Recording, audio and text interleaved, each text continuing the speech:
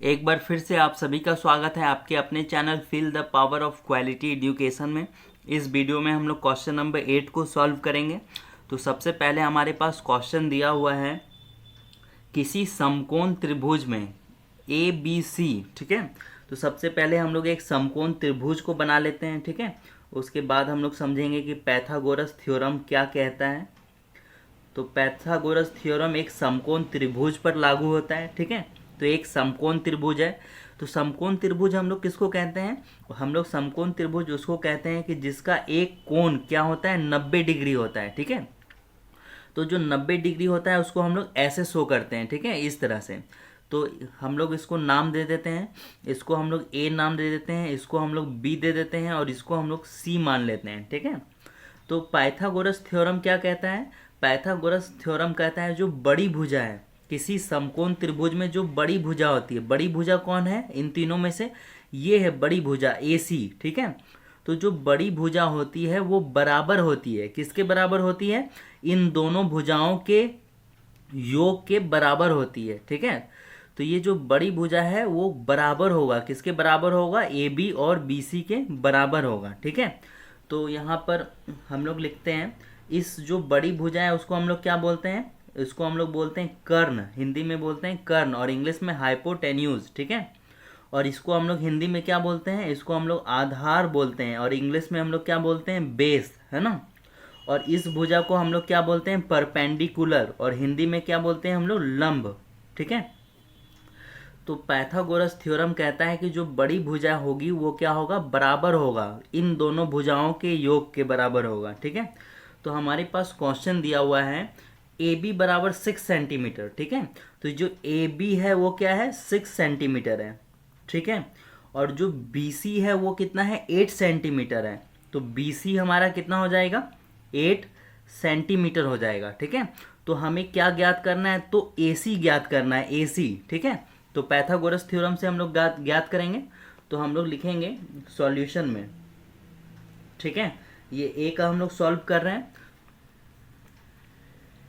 तो इसमें हम लोग लिखेंगे ए सी स्क्वायर बराबर, ठीक है। ये बराबर होगा, ये ए सी स्क्वायर जो बड़ी भुजा है वो बराबर होगा, किसके बराबर होगा? इसके बराबर होगा A B plus B C के, ठीक है। तो हम लोग यहाँ पे लिखेंगे A B square plus B C square, ठीक है। वही चीज लिखा हुआ है, जो बड़ी भुजा होती है ए सी स्क्वायर वो क्या होता है? बराबर होता है, इन दोनों भुजाओं के बराबर होता है, A B square plus B C square के बराबर होगा, ठीक है। तो हमें इसमें ए सी ज्ञात करना है।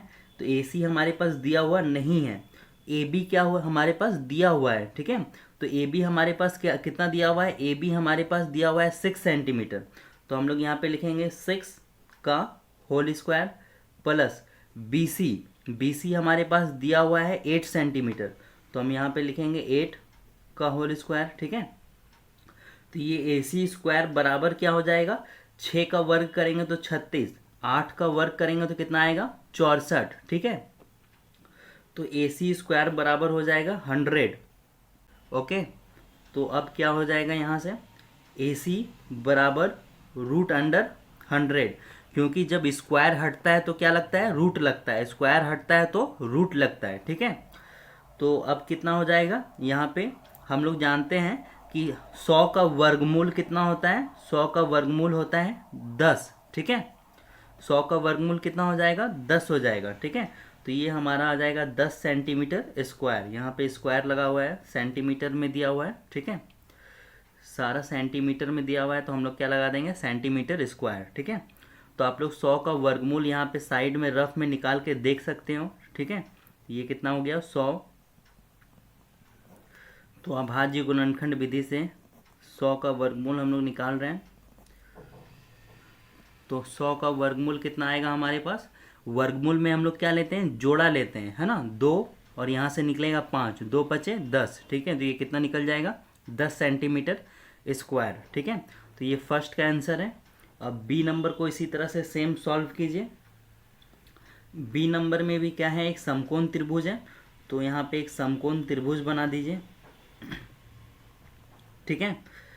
तो यहाँ पर क्या दिया हुआ है, सबसे पहले इसको नाम हम लोग यहाँ पे लिख देते हैं, इसको हम लोग ए मान लेते हैं, ठीक है। इसको हम लोग बी मान लेते हैं, इसको हम लोग सी मान लेते हैं, ठीक है। तो ए सी हमारे पास दिया हुआ है।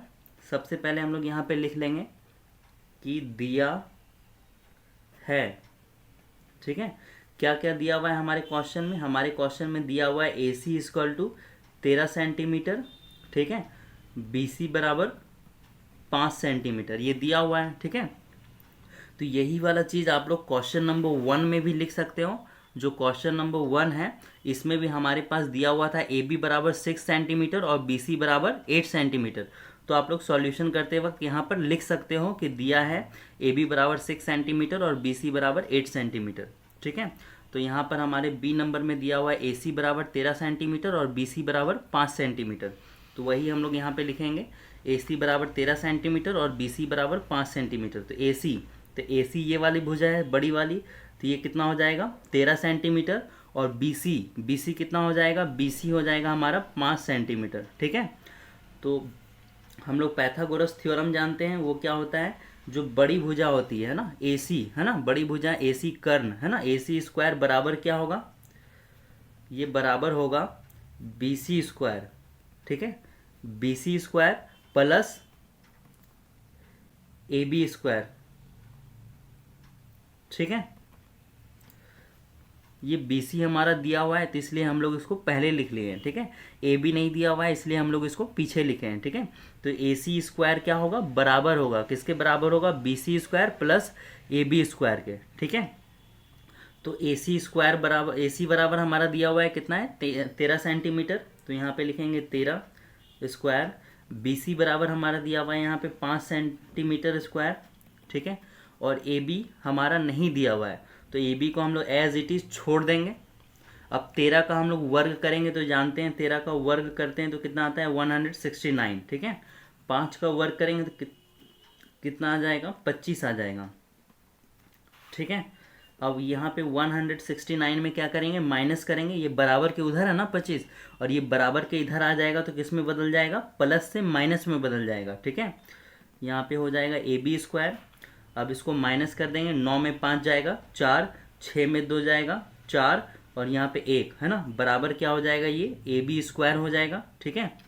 तो अब हम लोग जानते हैं कि यहाँ पे क्या लग जाएगा, रूट लग जाएगा।